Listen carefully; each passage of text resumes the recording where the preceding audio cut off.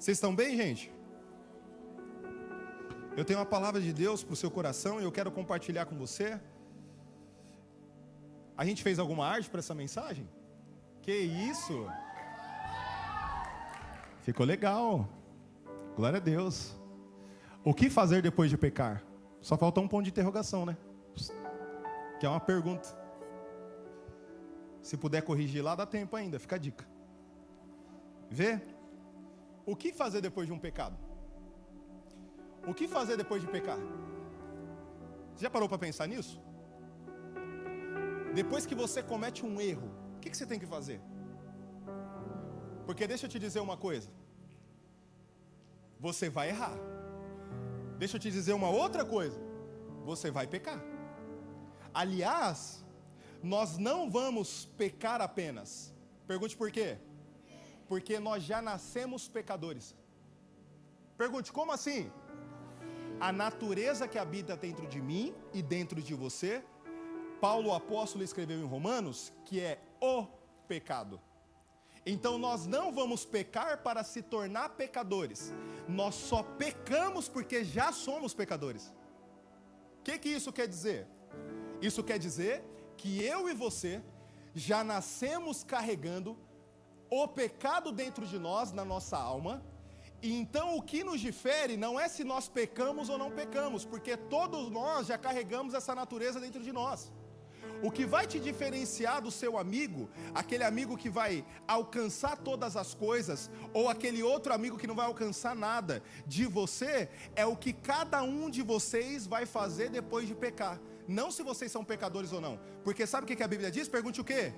Que a todos nós, Cristo Jesus, o Senhor, nos encerrou como desobedientes e pecadores. Olha como isso é poderoso. Será que dá para colocar na tela aí? É Romanos capítulo 11, verso 32. Na verdade diz que Deus encerrou eu e você, nós, toda a humanidade, como desobedientes. O que isso significa? Que como Ele queria agir com a sua misericórdia, como Ele queria agir com a sua graça, Ele primeiro nos considerou todos como pecadores. Levanta a sua mão assim para o alto e fala assim: eu sou um pecador. E isso poderia ser uma coisa totalmente negativa. Isso poderia soar para você como algo totalmente pejorativo. E deixa eu te falar, mas tem uma boa notícia para você. Pergunte qual? A continuidade do versículo. Para exercer misericórdia para com todos. Então você só foi encerrado como desobediente por Deus, para que Ele pudesse oferecer para você misericórdia. Porque se você não fosse um pecador, não necessitaria da graça de Deus, da misericórdia de Deus. Você consegue entender isso? Diz um amém. Então o que vai diferir de você para o fulano que está do seu lado? Para a pessoa que está do seu lado? Pergunte o quê? Como vocês vão agir depois do pecado? Porque vocês vão pecar. Vocês vão falhar. Eu vou falhar. Eu já falhei. E ainda tenho certeza, irmão, que vou falhar muito. Só que o que eu faço depois desse pecado que vai determinar para onde eu vou? Então você precisa estar preparado para que quando você cometa um erro, você saber o que fazer. Quem conseguiu pegar, diz um amém. Agora olha isso aqui como é interessante.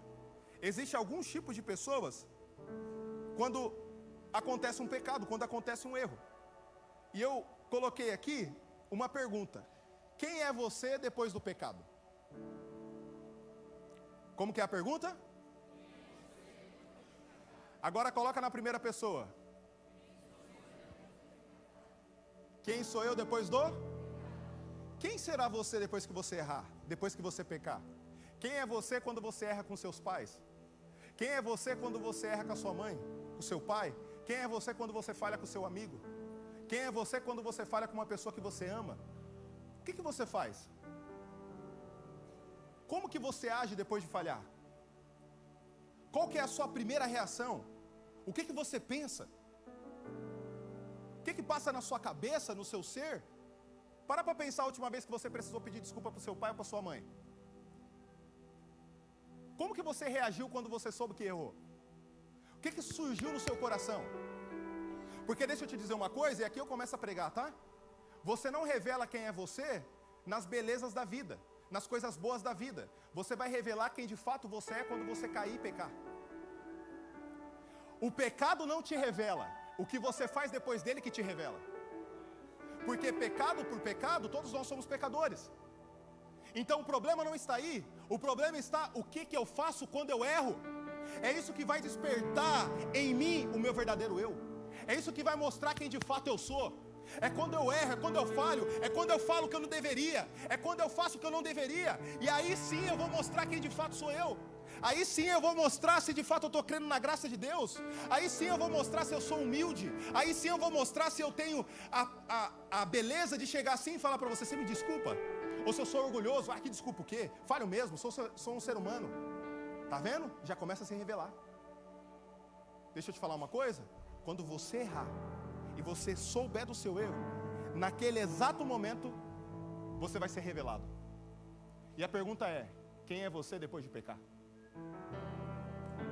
Quem é você depois de falhar? Você sabe que eu, como líder, o que eu mais faço é atender pessoas. É o tempo todo conversando com o adolescente. E a maioria dessas conversas é resolvendo um problema que eu não criei, que eu não tive nada a ver com isso, ok? Mas que é meu encargo, minha responsabilidade, ajudar esse adolescente, ajudar essa pessoa a resolver esse problema. E na maior parte deles, o adolescente errou. Na maior parte dele, ele falhou. Sabe qual que é meu desafio? Pergunte qual. Mostrar para ele que ele é o errado. Porque ele nunca aceita que ele é o errado. Ele nunca aceita que ele falhou. Ele sempre coloca uma justificativa, sempre tem alguma coisa para falar. Vou fazer a pergunta de novo: quem é você depois de pecar? Quem é você depois do pecado? O que você faz depois do pecado? Existe alguns tipos de pessoa. Pergunte: qual é o primeiro? Pergunta a vocês aqui: qual é o primeiro? Pergunta a vocês aqui: qual é o primeiro? Pergunta a vocês aqui: qual é o primeiro? Tá todo mundo fraco? O que está acontecendo? Vocês querem aí? Vocês querem aí? Pergunte vocês. Gostei desse lado aqui, hein? O primeiro é o fujão. Depois que ele erra, ele descobre, o que ele faz? Ele se esconde, é o fujão. Olha para quem está do seu lado falando: você que é o fujão? Aí, eu descobri que meu pai vai me pegar. Aí ele ouviu o barulho do carro do pai dele, corre pro quarto e tranca. Tô dormindo. Fujão. Irmão, quem nunca fez isso, atira a primeira pedra. Eu lembro, meu pai tinha um cadete 9,6. Ou seja, o cadete era mais velho que eu. Aliás, ele tem até hoje. Pela graça de Deus, eu dei um carro novo para ele. Mas desde quando eu me entendo por gente, ele tem um cadete. Corvinho. Da cor da blusa da Mel. Cadê a Mel? Coloca a luz nela ali, dá pra colocar? Olha ela ali, ó. Mostra aí, da cor dessa roupa da Mel, olha lá. Esse vinho aí. Aí veja. Eu lembro que eu estourei o cano jogando bola. E meu pai já tinha falado pra mim não jogar mais bola naquele lugar, porque poderia estourar o cano. Mas como eu era muito obediente, era lá que eu estava jogando com meus amigos. Né? E aí estourou justamente o cano. Então, qual que era meu desespero? Pergunte qual? Ouvi o barulho do cadete. Porque quando eu ouvia o barulho do cadete, eu sabia, meu pai chegou. E aí, irmão, naquele dia eu só ouvi o barulho do cadete. O motor fazia fazia assim mais ou menos. Aí eu falei: mano, meu pai chegou. Tentei fingir que estava dormindo, mas não deu muito certo. Deixa eu te falar, se você depois que pecar correr, Deus vai te achar. Eu vou te provar na Bíblia, estou te falando. Dá para colocar em Gênesis capítulo 3, no verso 8? Você está comigo aí? Diz um amém então. Vamos ler lá? Cadê? Gênesis capítulo 3, verso 8. Olha lá, a galera já colocou o ponto de interrogação. Vamos aplaudir a Jesus? Nós temos os voluntários mais apaixonados da face da terra. Olha lá, olha lá. Será que dá para pegar um microfone para alguém me ajudar a ministrar aqui? Quem quer ler uns versos aqui? A Júlia Souza? Vai lá então, Ju. Gente, a Júlia Souza nada mais é do que a nossa nova head. Você pode aplaudir a Jesus? Ela está liderando a nossa equipe da gestão agora, pega. Tá ouvindo, Ju? Tá. Tá ouvindo aí, Ju? Tô ouvindo, posso ler? Pode ler. Quando o homem e a sua mulher ouviram ao som do Senhor Deus, que caminhava pelo jardim ao sopro do vento do dia, esconderam-se da presença do Senhor Deus entre as árvores do jardim. Tá vendo o que eles fizeram? Eles correram, porque eles não estavam atrás. Então eles fugiram, fujão. E aí se esconderam. Deixa eu ver se eu consigo se esconder. Vê? Depois do pecado, eles correram de Deus. O que eles fizeram? Correram de quem? Só que perceba que eles não deveriam ter corrido de Deus. Eles deveriam ter corrido para Deus. Vou dizer de novo. Eles não deveriam ter corrido de Deus. Eles deveriam ter corrido para Deus. Porque é isso que se espera daquelas pessoas que erram. É isso que se espera das pessoas que pecam. Não é que corram de Deus, mas é que corram para Deus. Quando você falhar, você não pode fugir da igreja. Quando você falhar, você não pode fugir das pessoas. Quando você falhar, você não pode se esconder. Quando você falhar, é a hora de você aparecer e você dizer: eu realmente errei, mas eu me arrependo. Deixa eu te dizer, qual que seria a história de toda a humanidade se Adão e Eva tivessem reconhecido o seu erro? Eu não sei como que seria. Certamente consequência teria, porque Deus é justo. Mas eu tenho certeza que a gente não estaria aqui. Deus teria feito coisa muito melhor. Você consegue entender, sim ou não? Então olha para mim. Não seja um fujão depois de pecar. Segundo tipo de pessoa, quem quer saber? É o justificador. Você quer conhecer o justificador? Coloca aí no verso 12. Lê aí para nós, Ju, no verso 12.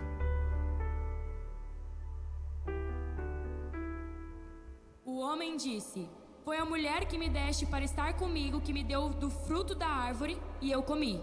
Vê isso aqui. Deus questionou Adão. Dá para voltar um verso aí? Verso 11. Olha lá, Deus perguntou. Vai lá, Ju. Deus perguntou: quem contou a você que estava nu?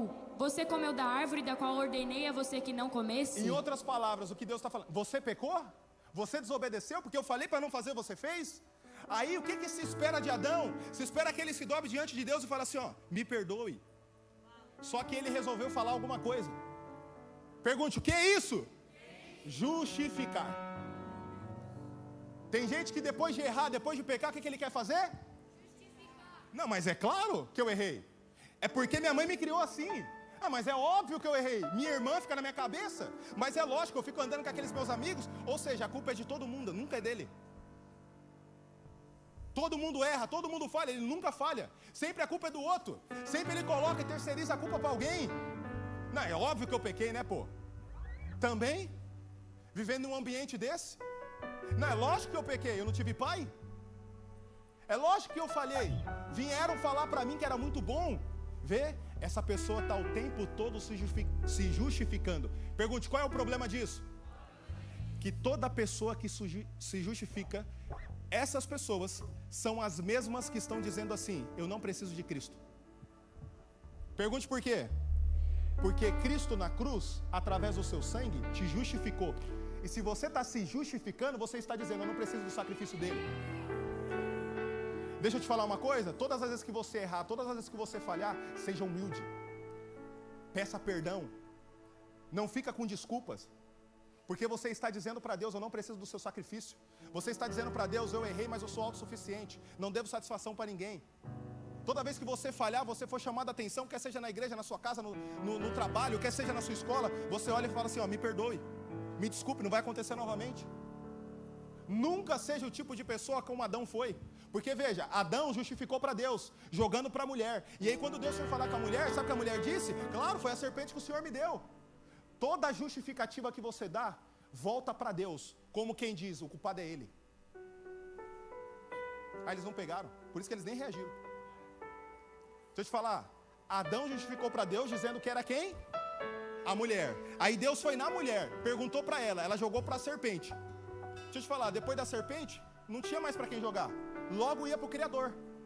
Então de quem é a culpa? Toda vez que você justificar, você está tendo essas duas posições. A posição de quem não precisa de Cristo e a outra posição de culpar a Deus. Você quer estar em alguma dessas posições? Deixa eu te falar, corra dessas posições. Deixa eu te ensinar mais uma coisa. Ninguém está esperando que você seja perfeito. Aliás, eu falo para os heads, para todos eles que caminham perto de mim: eu já sei que vocês vão falhar comigo. Vocês, aliás, já estão perdoados por aquilo que vocês nem fizeram ainda.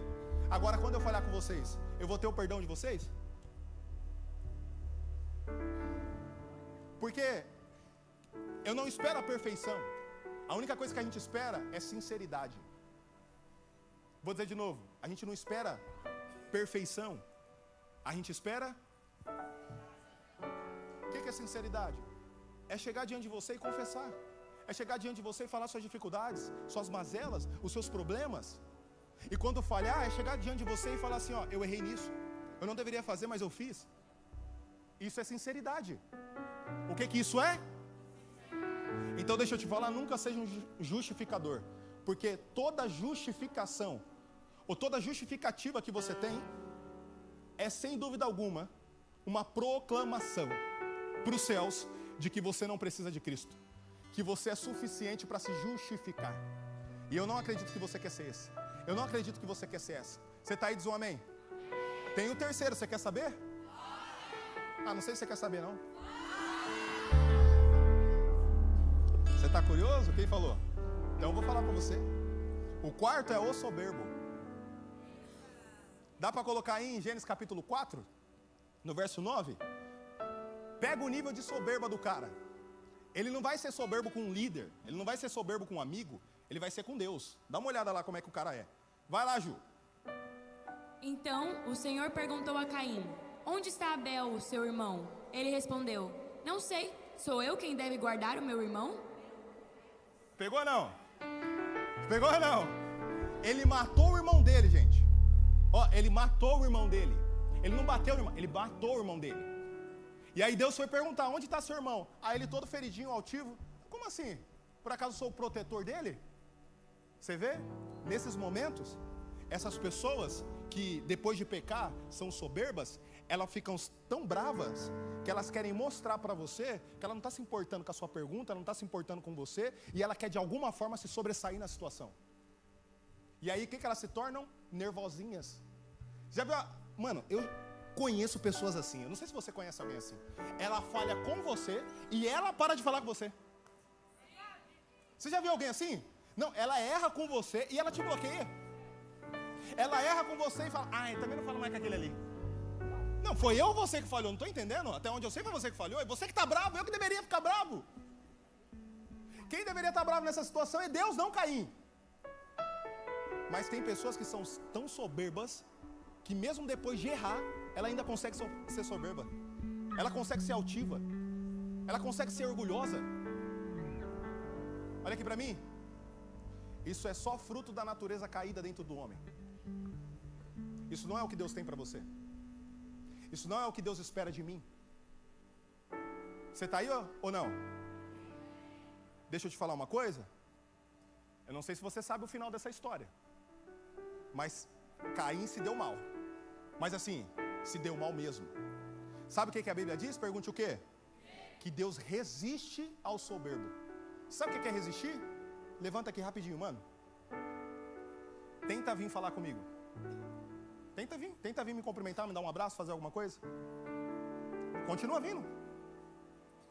Continua vindo. Pergunte, o que eu estou fazendo? Resistindo. Todo mundo que é soberbo, Deus faz isso. Todo mundo que é soberbo, Deus faz isso. Todo mundo que é soberbo, Deus faz isso. Todo mundo que é soberbo, Deus faz isso. Olha aqui para mim. Muito obrigado, irmão. Você não precisa estar nessa posição. Você não foi chamado para estar nessa posição. Então jamais seja uma pessoa que depois de pecar, depois de errar, quer crescer o nariz. Seja humilde. Seja manso. Abaixe a sua cabeça. Respeite a autoridade que Deus colocou na sua vida. Se seu pai falou com você que você está errado, deixa eu te falar uma coisa. Eu acho que seu pai tem mais experiência que você, pô. Ele pode não ser o dono da razão. Ele pode falhar muitas das vezes, mas ainda ele é seu pai. Ainda é a sua mãe. Ainda é a autoridade de Deus para a sua vida. E quando você acha que ele não deve falar na sua vida, sabe o que você está dizendo? Você volta lá no justificador, colocando a culpa em Deus, falando assim, ah, ele não deveria ser meu pai. Ou seja, Deus errou por colocar ele como seu pai. Deus errou por colocar ela como sua mãe. Toda justificativa é você colocar para Deus como culpado. Tá pegando isso, amém? Essa mensagem é forte, não é? Mas essa mensagem, além de ser forte, ela é confrontadora. E ela não vem para causar morte, ela vem para causar a vida. Eu vou dizer de novo, essa mensagem não vem para causar morte, ela vem para causar vida. Deixa eu te falar, nós vamos ter uma geração de adolescentes que pode sim até pecar, mas são humildes, são mansas, sabe reconhecer os seus erros, sabe se quebrantar diante de Deus e dizer: Senhor, eu pequei contra ti, eu pequei contra o céu, mas eu me arrependo e eu mudo.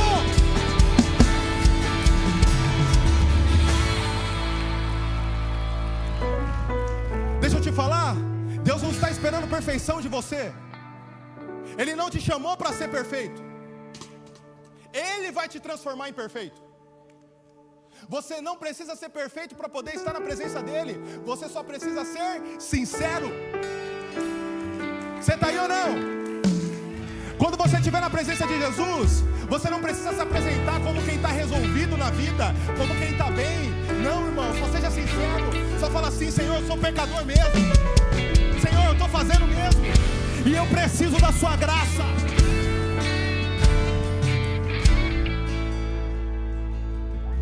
Agora, se eu não posso ser o fujão, se eu não posso ser o justificador, e se eu não posso ser o soberbo, quem que eu devo ser depois de pecar? Pergunta: quem? O quebrantado e humilde. Quem? Humilde. Quebrantado e humilde. Depois que eu peco, eu devo ser? O que é quebrantado e humilde? É você se dobrar diante do Senhor e dizer assim: ó, pequei. É você olhar para alguma pessoa que você falhou e falar assim: ó, eu falhei, você me desculpa? Será que é tão difícil? Ou será que somos tão soberbos, tão justificadores, ou tão fujão? Tá pegando ou não? Dá para colocar na tela aí, por gentileza? É Lucas capítulo 15, a partir do verso 17. Eu vou te mostrar na prática um exemplo que Jesus contou, uma parábola aonde um jovem, ok? Ele foi justamente quebrantado e humilde. Olha como é poderoso isso aí. Lucas capítulo 15. Isso. Vai lá, Ju. Caindo em si, disse: quantos empregados do meu pai têm comida com fartura e eu aqui morrendo de fome? Lê o primeiro verso ali de novo. Quantos empregados do meu pai têm comida com O primeiro, fartura? lá em cima ali, ó. Fala, Caindo em si, disse. olha aí. Fala assim comigo, caindo em si. Você vê que ele estava fazendo tudo o que estava fazendo porque ele não estava nele. Muitas pessoas, quando erram, a gente precisa ter paciência, porque essas pessoas às vezes não estão em si. Elas estão sendo usadas pelo inimigo. Elas estão sendo possuídas pelos poderes das trevas. Elas não estão sendo elas de fato. Eu consigo perceber rápido. Só você olhar para o olho dela. Quando você tem leitura espiritual, você olha para o olho da pessoa, você vê que não é a mesma pessoa. Você quer ver? Esses dias eu cheguei aqui na Reino, os meninos estavam jogando basquete, ok? E um deles eu olhei assim, eu falei: cara, você está diferente. Do nada, ele só veio me comprar. Ele falou: ô Chico, como assim? Eu quase falei o nome dele. Eu falei: oxe, sou eu. Aí eu falei: não, mano, você está diferente. Falei: você mudou suas amizades? Naquele mesmo dia, eu vi que ele começou a andar com pessoas totalmente diferentes dele. E eu comecei a perceber que eram as pessoas erradas. Aí eu falei: Você vê, as pessoas mudam rápido. Só pelo fato dela caminhar com a pessoa errada, ela já sai dela mesma. Tá conseguindo entender como isso é poderoso? Deixa eu te dizer uma coisa. Você sempre vai ser o reflexo das pessoas que você caminha. Tem pessoas que eu já falei mais de uma vez: não caminhe com fulano, não caminhe com Beltrano, não caminhe com fulano de tal. Pergunte por que a gente faz isso. Não é porque muitas das vezes essa pessoa que ela está caminhando é ruim. É só porque é ruim para ela, não porque a pessoa é ruim. O Vini, ele pode ser uma boa pessoa, mas muitas das vezes ele pode não ser uma pessoa boa para mim. Então, mesmo que ele seja uma boa pessoa, eu preciso entender que talvez ele não seja boa pessoa para mim. Está conseguindo entender isso ou não? E o filho pródigo, ele foi caminhar lá com os amigos dele do mundo. A Bíblia diz que ele caiu em uma furada tão grande que ele tentou comer as comidas dos porcos, bolotas, e não deixaram. E aí a Bíblia vai dizer que ele caiu em si. Caindo em si, lê de novo aí, Ju.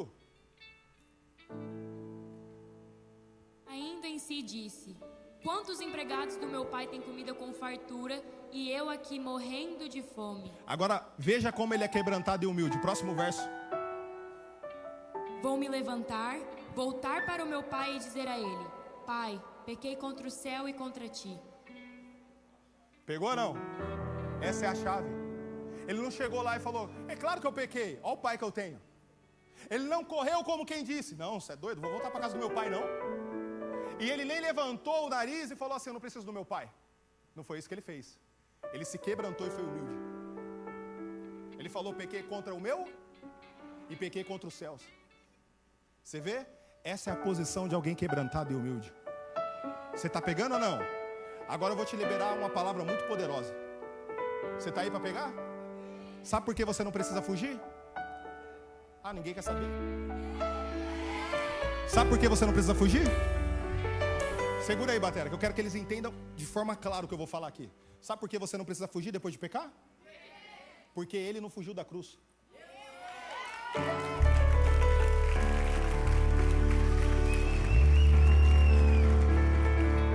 Segundo, sabe por que você não precisa se justificar?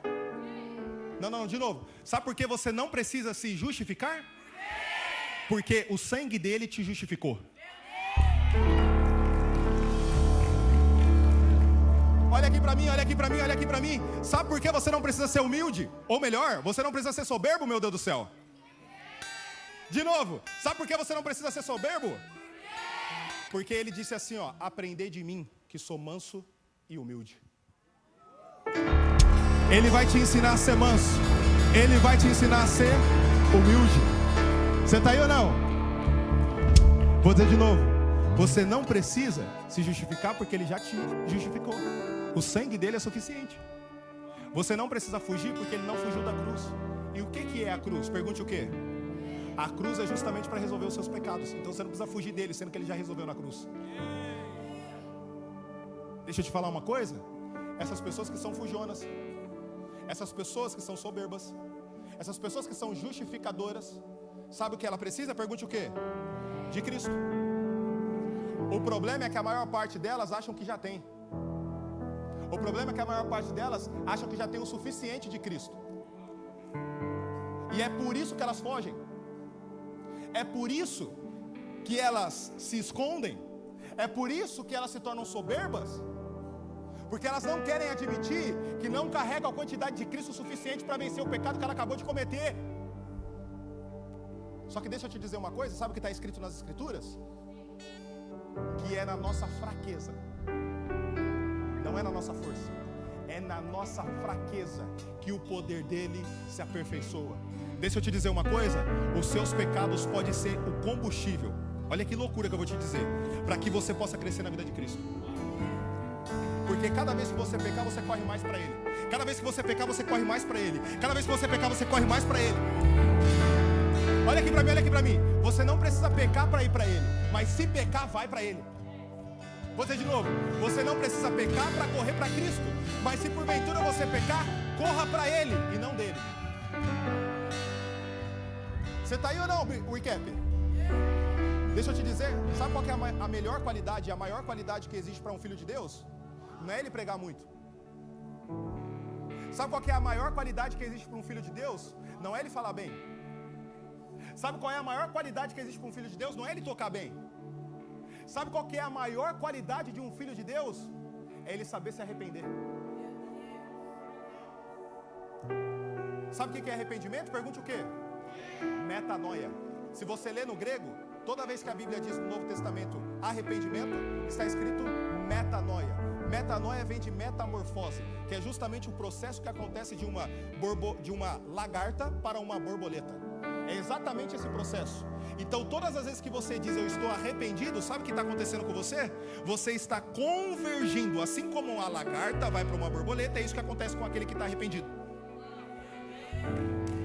Presta atenção aqui. As pessoas arrependidas não é aquela que vem aqui e chora, ai meu Deus do céu, eu errei. Isso é remorso, não arrependimento. Porque todo arrependimento causa transformação e mudança na sua vida. E o que Deus quer de você? Não é remorso, é arrependimento. Ele não quer que você chore. Ele não quer que você fique pelos cantos, ai meu Deus, como eu sou falho. Isso é vitimismo.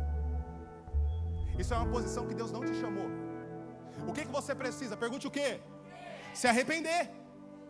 Precisa convergir. Você precisa mudar. Você estava indo para esse caminho que é do pecado. Aí você fala assim, eu me arrependo diante de Deus. Ele te dá toda a capacidade que você precisa para fazer isso aqui, ó. E aí você vai para o outro lado do pecado.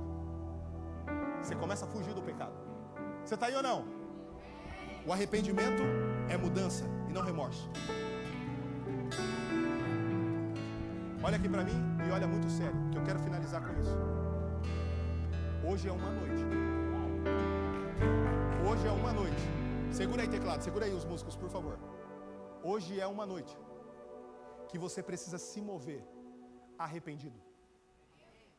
Hoje é uma noite para que o arrependimento que está dentro do seu coração saia para fora. Hoje é uma noite que Deus quer pegar você, chacoalhar você, não para te causar dano, pelo contrário, para te causar vida, para fazer com que esse Cristo cresça em você. Pergunte, como isso vai acontecer?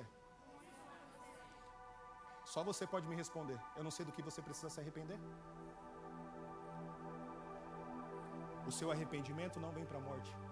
O seu arrependimento vem para a vida. Você sabe as pessoas que você precisa pedir perdão. Você sabe os erros que você precisa reconhecer diante de Deus. Não seja um fujão nessa hora. Não seja um justificador, fica contando desculpinha para você mesmo o tempo todo. Só você acredita nisso. Ninguém mais acredita, Deus não acredita. Você pode contar a história que você quiser sobre o seu pecado, Deus não acredita. Deus só acredita no arrependimento. Hoje não é noite para você ser soberbo, nem para você se vitimizar, se culpar. Hoje é uma noite para você se arrepender. E eu quero pedir para você fechar os seus olhos. O Espírito Santo de Deus, não eu, ele vai agitar o seu coração agora, a sua mente agora. Espírito Santo, nós te damos liberdade. Nós te damos liberdade, Pai. Para cada um que entendeu essa mensagem, para cada um que recebeu essa mensagem, Pai, que o Senhor separou para que esses